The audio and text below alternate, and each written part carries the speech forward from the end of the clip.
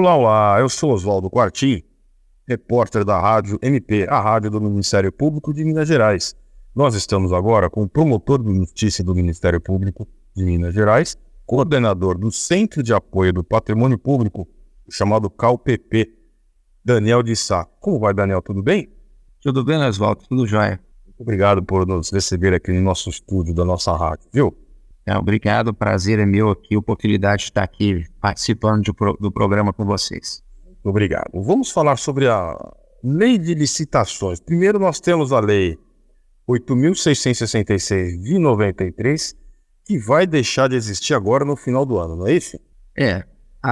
Essa lei, que é a lei de licitações, é 8666, completando 30 anos de vigência, e ela, com uma nova lei que foi publicada em abril de 2021, foi dado um prazo de 2 anos para que elas coexistissem, né, que elas tivessem valor simultaneamente. Esse prazo seria até abril desse ano, de 2023, mas até com a intenção de que os órgãos pudessem se adaptar à nova lei, esse prazo foi prorrogado até 30 de dezembro agora de 2023. Então, não havendo nenhuma nova disposição legal, a partir de 30 de dezembro de 2023, a 8666 deixa de existir, assim como a lei do pregão e do regime de contratação diferenciada, e aí toda a normativa vai estar nessa lei nova, que é a 14.133 de 2021. E quais são os pontos principais que mudaram, Daniel? Oswaldo, na verdade, a base, né, a ideia de que o poder público precisa licitar vem da Constituição, mas a mudança com a nova lei, ela é bem grande, porque há uma mudança do próprio foco da lei, né? A lei anterior, que teve o seu valor, né, e vigorou por tanto tempo, ela tinha um foco muito grande no processo, ou no procedimento, na forma de se fazer a licitação, e regulamentando todas as questões em detalhes. Agora, a nova lei, ela é um pouco mais ampla, ela na verdade, ela busca um incremento de toda a área de planejamento, de gerenciamento das compras, dos gastos. É uma lei muito mais completa. Ela tem pontos sobre segregação de funções, sobre quem faz o quê, vamos dizer assim, em cada ponto, sobre a importância, ela dá uma importância muito grande no planejamento, porque a lei anterior, ela cuidava do processo de gasto, vamos dizer assim, do processo de compra, do processo de contratação. E essa lei nova, ela já parte lá de trás da necessidade do órgão público planejar o que ele vai fazer durante o ano, durante o tempo maior, para que a gente não tenha ali o que, infelizmente, acontecia muito, uma compra, um gasto público que era feito, mas ele era, às vezes, insuficiente para a necessidade do órgão. Por outro lado, às vezes, se gastava ou se fazia um contrato maior do que a necessidade, não precisava executar o contrato inteiro. Então, a lei nova, ela é uma lei mais completa, é uma lei com um caráter mais gerencial, que extrapola, vamos dizer assim, um pouco só o tema da licitação para cuidar de todo esse planejamento na gestão pública. E quais são os eventuais benefícios que agora essa nova lei vai trazer? E como que os órgãos públicos podem se adequar a ela? Ela é uma lei que a gente pode dizer que ela traz quase que uma necessidade até de capacitação dos próprios órgãos, né? Ela tem várias normas de planejamento, de determinação, porque a administração pública, ela precisa se profissionalizar, né, Oswaldo? A gente não pode aceitar no estágio atual que o gasto público, né, o dinheiro público, que é tão escasso, né, que é tão pouco frente às necessidades da população, que esse dinheiro seja utilizado de uma forma amadora. Então, um dos grandes benefícios que essa nova lei vai trazer é uma necessidade de uma maior capacitação dos agentes, dos servidores envolvidos, um foco muito grande, como eu já falei, no planejamento. Então, toda hora a lei fala em planejamento, em estudo técnico, em preparação antes da licitação.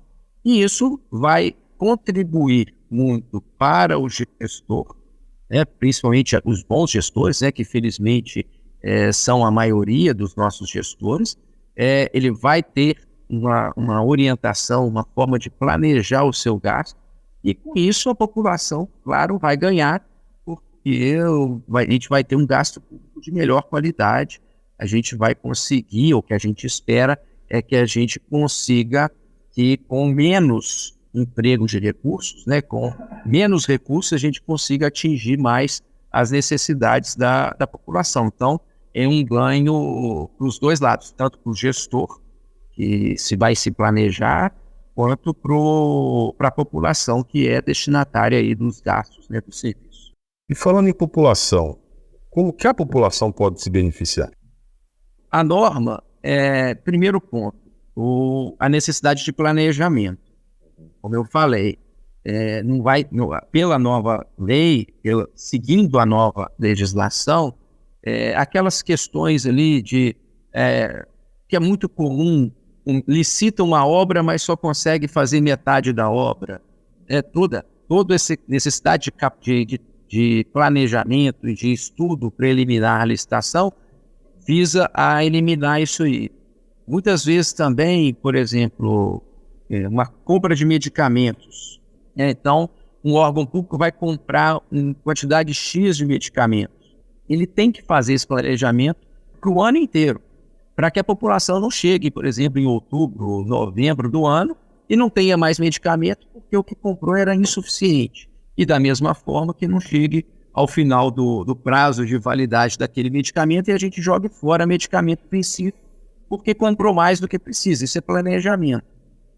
E além disso, também, a lei traz uma série de normas sobre controle e defesa, controle contra fraudes, controle contra atos de corrupção, controle dos gastos públicos e também mecanismos de incremento da transparência.